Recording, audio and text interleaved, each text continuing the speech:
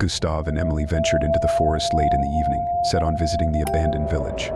Friends from the neighboring town had warned them that the place had been deserted for decades, and that it was best not to linger there after dark.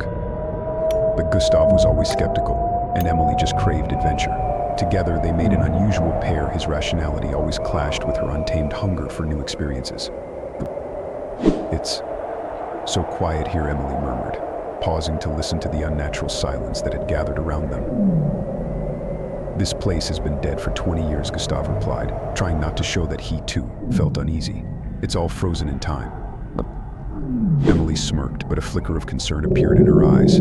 The forest around them seemed broken, as if something had wounded it long ago, and now it was slowly rotting away. They followed a narrow trail toward the first cluster of dilapidated houses, enveloped in the stifling silence. The air was heavy, cold, and damp, with each of their steps echoing dully. The first house looked lifeless and dark, its sagging walls smeared with black mold and stains from the passing years.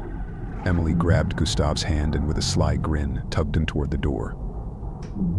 "Are you sure you want to go inside?" Gustave hesitated, glancing at the black windows, which seemed to be watching them. "Oh, come on, Gustave. Isn't this mysterious?" she whispered, her breath warm on his skin, making his heart beat a little faster. The blend of tension and closeness was intoxicating. They opened the door, and something seemed to flicker in the darkness. Inside, the house was hauntingly empty. The battered walls were marked with strange symbols, and every step they took echoed with a sinister whisper. The floors were covered in black spots, as if there had once been a fire, yet the air was cold, thick with the smell of earth and decay. "What are these symbols? What do they mean?" Emily asked, cautiously running her fingers along the wall. "I don't know. Maybe there's some kind of ancient protective symbols, or maybe just village superstitions." Gustave leaned in to inspect them more closely. "Although, something feels wrong. It's like they're alive." Just then, a creaking sound came from outside, as if someone was slowly opening another door. Both of them froze, listening intently, then exchanged uneasy glances. "Maybe it's the wind," Emily suggested, but her voice was stretched tight, like a string about to snap. "Maybe," Gustave replied, though deep down he knew it wasn't the wind. Something wasn't right. He realized that it was as if the entire forest had been waiting to lure them in, that it wanted them to enter and never leave. They headed back to the door, but it was now closed. Gustave tried to pull on the handle, but it wouldn't budge. "I left it open," he muttered, feeling his heart hammering in his chest. "This can't be happening." Emily clung to him, their hearts seeming to beat as one. There was something terrifyingly compelling in their closeness, but soon that feeling gave way to a chilling horror. The symbols on the walls began to glimmer, as if drawn in blood, glowing in the dark. The house filled with a low, malicious whisper, slipping toward them like a cold wind. "Gustave, we have to get out of here," Emily whispered, her voice shaking. Then footsteps echoed through the house.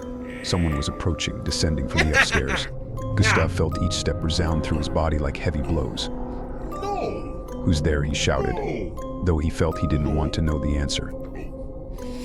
Nevertheless, out of the shadows stepped a figure, something vaguely human but not quite. Its face was unnaturally elongated, with a sick, twisted smile frozen in place like a mask. The figure moved closer to them, each step pulling the air out of the room, dragging them into a thick, suffocating emptiness. "You came here." Of your own, its voice was deep and hollow, as though emerging from a bottomless pit. "We were just exploring the village," Gustave tried to say, forcing himself to stay calm, though his voice was weak. Emily instinctively grabbed his hand, squeezing it so hard it hurt, while the figure continued to advance, its dead eyes piercing them like frozen needles.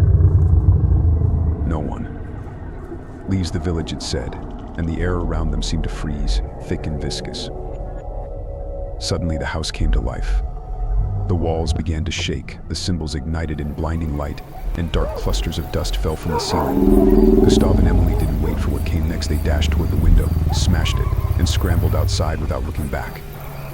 Behind them, laughter echoed, a cold, hollow laughter that filled the entire village with its grim resonance. They ran past the dilapidated houses, which now looked as though something in every window was watching them. Shadows flickered everywhere, faces appearing in every broken pane, burning terror into their minds. Their hearts pounded, their legs carried them forward, but it felt as though the village wouldn't let them leave. Faster, Emily Gustav shouted as a heavy stomping sound echoed behind them, like a mob setting off in pursuit. Finally, they reached the road leading back to town. Glancing back, Gustav saw that the village was gone. Where the houses had stood, there was only a dark clearing, ringed by tall trees. No symbols, no houses. As if they had stepped into a nightmare that existed only in their minds. Gustav, did you see that Emily's voice was trembling with horror and despair? Gustav nodded, breathing heavily, too shaken to speak. He knew that he would never return to this forest, as he could feel that the village was still there, lurking in the shadows, hidden, patiently awaiting its next victims.